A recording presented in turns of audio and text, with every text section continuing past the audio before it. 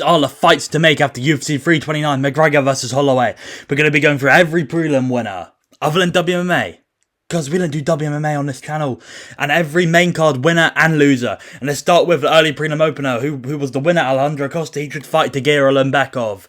Alejandro Costa's on a great run right now. He's fighting very actively, taking these short notice opportunities. It's paying off for him. He's on 3 wins in a row. Deserves a step up. Tagir's that step up, book it. Abu Dhabi time, who cares? Let's be real. Now on to Ryan Gandra. And I've cooked up an absolute banger here. An absolute banger. Shara Bullet needs to get slimed. God, this would be a sick fight. God, this would be a sick... And Ryan Gandra just fucking absolutely nuked Zachary Reese, dude. Mikel Pereira.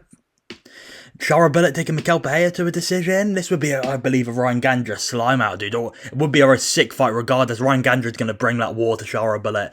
This would be a sick fight. I'd love watching it. Now on to, who was next? Damian Pinas, baby. He should fight... No, I was wrong. I was wrong, bro. Fareed Basharat. Okay, I haven't been on this for like a day, bro. I made this a day ago. CTE. Fareed Basharat. Peyton Talbot, he wants to step up in the division. By the way, I'm going off the media rankings because those fucking meta rankings are absolutely awful. Check out my video about that. They're actually terrible. He wants to step up in the division. Fareed Basharat is scraping by every time. Peyton Talbot, I think this should be booked soon. They both haven't... I mean, Peyton Talbot's been sitting out for ages. Basharat took basically not much damage, had a little bit of damage. This would be a Peyton Talbot masterclass, probably a KO. That's what I want to see next for Fareed Basharat. Not a big step up in the division, brother doesn't deserve it. Now on to Damian Pinas, and he should fight KG, brother. Can KG's chin hold up again? He said Bison goes to Shakayev. I don't want to see 2 prospects go up against each other. They can fight later on. I mean, that would be a sick fight, though. Maybe Bison Gurg could get chinned, but, you know, that'd be a sick fight. Pinas versus KG, big Kelvin Gaston. Look at this blob. He is a proper mini fridge, huh? This is a sick fight. Would be a Damian Pinas destruction, but would Pinas knock him out? Would he? I don't know. So... this would be, can KG's chin hold up? Because he got dropped by Luque. Maybe Pinas would be the man to do it, dude. So yeah, Kelvin Gaston versus Damian Pinas. It's a bit of a step up for Pinas. A little bit above the guys he's been fighting. This would be a great fight. Now on to Luke Riley, lad. Had a sick win over Kai Kamaka. That's the performance we needed from Luke. He's obviously, even himself, he said he has lower level performances now. He's rose to the occasion. He should fight David Onama. David Onama might be ranked, or he might just be outside the rankings, I'm not sure. Luke Riley's 3-0 in the UFC now, he needs that step up. And David Onama isn't really that good, but he's not a bottom feeder, you know. He's a decent fighter. Just got battered by Garcia. This would be a good fight for Luke Riley to get himself into the rankings, or maybe just outside the rankings. David Onama probably went out of them by now, I'd say. So yeah, Luke Riley, David Onama, book it. That's a very, very fun fight. Probably a Luke Riley KO, I'll be honest. But this would be a fucking war, to be fair. That'd be a sick fight. Now on to Adrian Yanez. Had a good win. Kind of expected against Cody Garbrandt. Again, he's on a little run right now. 2-fight win streak. You know, Ricky Simone was technically a draw, but he won that fight. He should fight... Montel Jackson. This is a sick fight between 2 unranked bantamweights. Montel Jackson wasn't like a really long win streak, but he lost to bloody Davidson Figueiredo in 2025. That's a really bad look. And lost to Raoni Barcelos. And Raoni's good, but he did look good in that fight, though, but he still lost to Raoni Barcelos. Unk pulled it off again, bro. So this is a sick fight. Adrian Yanez, a good fight for both men. I could see this going either way. I don't know who I'd pick in this one. This would be a fucking banger. Prelims of a pay-per-view, count me up. Adrian Yanez is on his second title run, boys. This would be sick. It'd be a sick fight. Now on to, who is next after this, boys? It's been a couple of days. Remind me. I'm trying to think who's next after Adrian Yanez. Let's find out now. Yes. How must I forget? Ray Paul Stevenson, dude. Ray Paul Stevenson versus Renato Diniz. Give Gable Stevenson another can to beat up. I mean, Jonathan Diniz is a very low-level heavyweight. Better than Alicia Ellison, though. But this would be like a Gable Stevenson destructive wrestling TKO in round 1, most likely.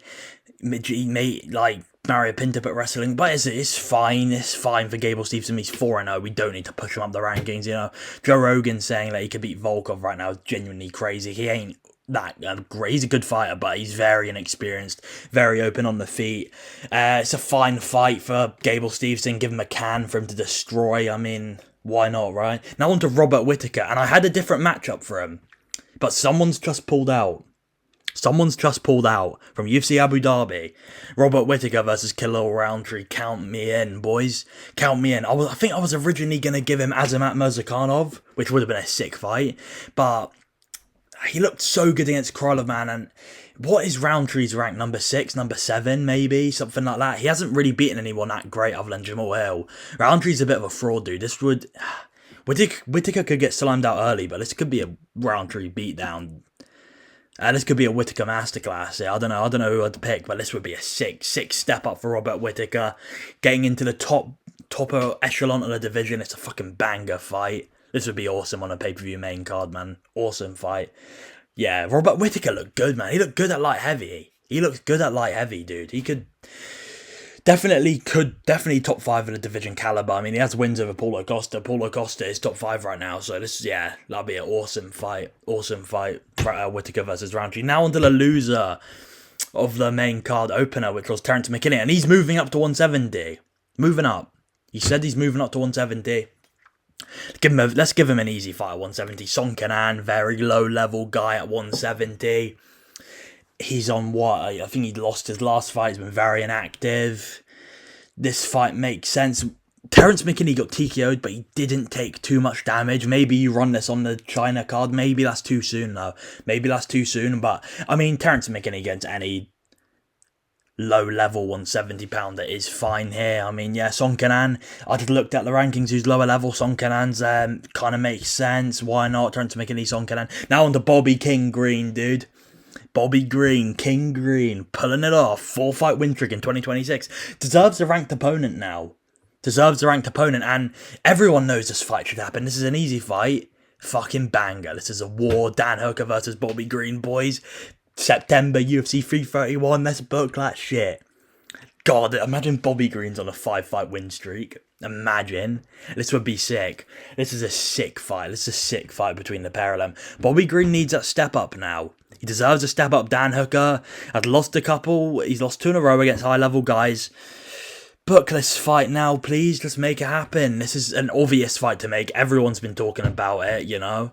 But Dan Hooker, I think, called out Bobby Green. So this would be a fucking sick fight between the pair of them. 2 kind of legends going at it. Awesome fight. Amazing. Now on to, what was the next fight after this? Oh, Lona Kavanagh, Brandon Royval. Oh, Lona, man. Oh, Lona. Lona Kavanagh, boys, lost to Royval. Royval's good, though, and who should Lona fight? Let's give him a free win. Amir Albazi can get battered by Lona Kavanagh. I'm a big fan of Lona Kavanagh. I want to see him get another win. This would be a freebie here. Let's not throw him against a top up-and-coming fighter. But to be fair, I mean, Lona Kavanagh is very good still. Very good, very skilled, very talented fighter. He still can be a problem in this division with some improvements. I think he's 26 years old. A lot of time left to improve. Maybe when he's 31, 32. He can reach that top level. Right now, he's not, and that's okay. Amir Albazi's definitely not at a level. He's beat nobody other than Kai Kara France, and that was a fucking robbery. And maybe you could get Kai Kara France coming back. I don't know if he's retired or what. I think he was taking a lot of time off, but yeah. This would be a fun fight. Lona Kavanagh destruction, let's be real. Now onto the winner, Brandon Royval. Very clear fight to make. He called out the guy, Asur Mebiev. It makes sense. Asur Mebiev's on a sick win streak right now. I mean, this just makes perfect sense. He called him out. This would be an interesting stylistic matchup. Can Brandon Royval defend the wrestling of Asur? I think he could. And on the feet, Asur would get fucked up by Brandon Royval, the man baby, Asur Mebiev. So this would be a fucking awesome fight to see. I don't know it's hard to call. I'd have to really think about who would win that one. 5 rounds Royval would win, and 3 rounds maybe Asur can win the first 2 there. So yeah, this would be a sick fight. Awesome, it makes sense, bro. He called him out. Very clear matchup to make here. Now on to the loser of the feature fight, which was Corey Sandhagen. Corey Sandhagen, he's lost a few now. He's not a top level fighter. Corey Canhagen, because he's never beaten anyone good. And he injured his knee, and another fighter who's been injured, David Martinez. This makes sense. They're both coming off injuries in their recent. Well, David Martinez pulled out of an injury. Corey Sandhagen got injured in this fight. Recent time frame. This would be a really hard fight to call. Maybe I'd go with I don't know who'd win this one, man. This would be very interesting. David Martinez is very good. He's young. This would be a sick fight to happen. I'd love to see it. Corey Sandhagen versus David Martinez, that makes sense. Step down for Corey, book at end of the year, December, November time. You know, David Martinez is very young. He can wait for Corey. Like, he's not an old man who needs to rush into fights because he's aging. You know, he's improving a lot. I think David Martinez is like 25 years old, so he's really young. Corey Sandhagen's getting up there in age. He's losing a bit. This would be a banger fight. Book it. The November, December time around there. That would be a very fun fight when both are recovered. Now on to Mario Batista. I think he's going to have to wait out a bit for this one, though. I think we're going to have Mario Batista's had 2 fights this year. For the matchup I've given him, he has to wait a bit. He should fight the loser of Piotr Yan versus Merab 2 trilogy, which I believe would be Merab. That's what I want to see happen here. Mario Batista's on a 2-fight win streak, built himself back up after the Umar loss. I think he should fight the loser of that title fight, which I believe will be Merab. I think Yan has his number. They're rumoured to fight in October time, so that means we're seeing Mario Batista probably back in there February if it's Merab, because he loves to be active, and I believe Merab would win that fight. Would lose that fight. Yan would win. So yeah, this fight makes perfect sense. He can sit out for the rest of the year, Mario. You don't have to rush things.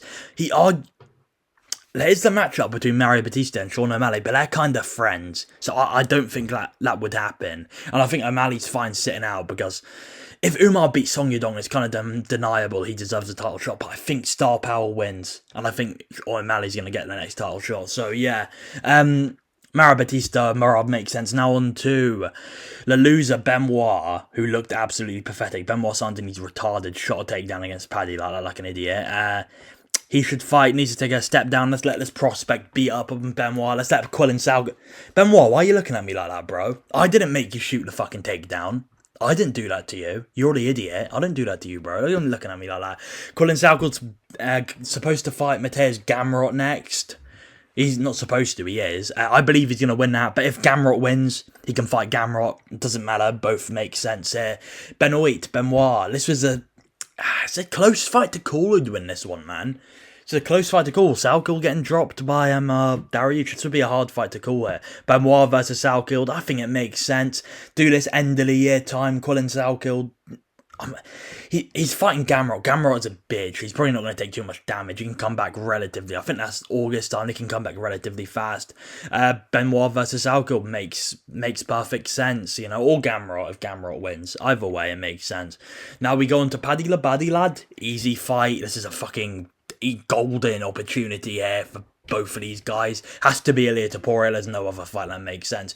Dude, the build-up for this shit would be so funny. You'd get so much back and forth. You're a quitter, lad. I'll make you my bitch again, lad.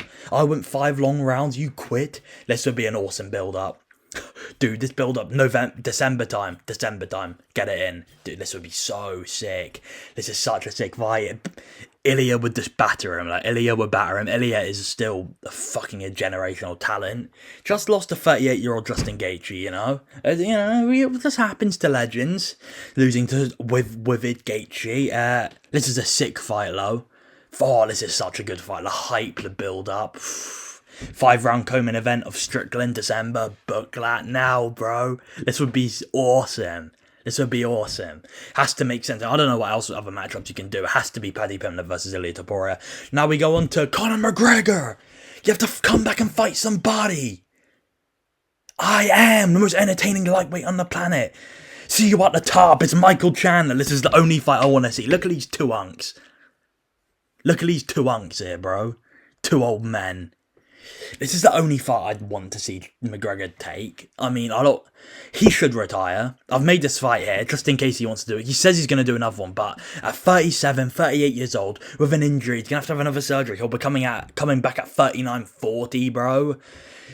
I don't see McGregor fighting again. It's possible, and if he wants to come back, hey, Michael Chandler, see you at the top. He's here, dude. So this is the only fight I'd want to see McGregor take. I mean, I don't care to see like the hype for a McGregor fight isn't gonna be like it was. He's just old, man.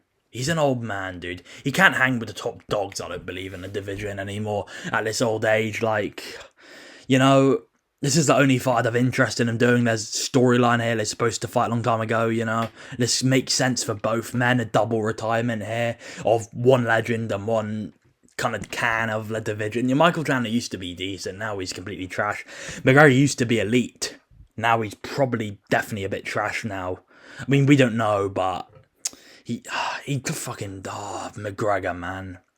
Poor McGregor, legend of the game though, fucking legend. So yeah, McGregor Chandler's the only fight I'd want to see him take. He doesn't have to take another fight, he probably shouldn't. Now on to Max Holloway, the blessed his breast, brother. I've seen MMA Guru matching him up with Armin. I don't want to see Holloway get smudged. I don't like that. I don't like seeing Holloway get smudged. I think he should fight a striker, Mauricio Houthi. He was supposed to fight McGregor. This is the rip-off, more dangerous, better version of McGregor right now. All that try, we can see what would have happened if McGregor fought Houthi in their prime. This would be an equivalent here. Houthi McGregor, banger, absolute sick fight. Houthi McGregor, they're both similar. Houthi versus Holloway is a sick fight. Makes sense of both men here. Holloway is really coming off a loss to Oliveira. Let's be real, that wasn't a fight. Houthi's coming off a sick win against Chandler and Fiziev, which is a really good win, but also lost to Benoit, which that's a different style, and that's a different style there. Max Holloway versus Mauricio Houthi, that makes perfect sense. But okay, so yeah, hope you guys liked the video. Like, subscribe to look, guys. I'll see you next time. Goodbye.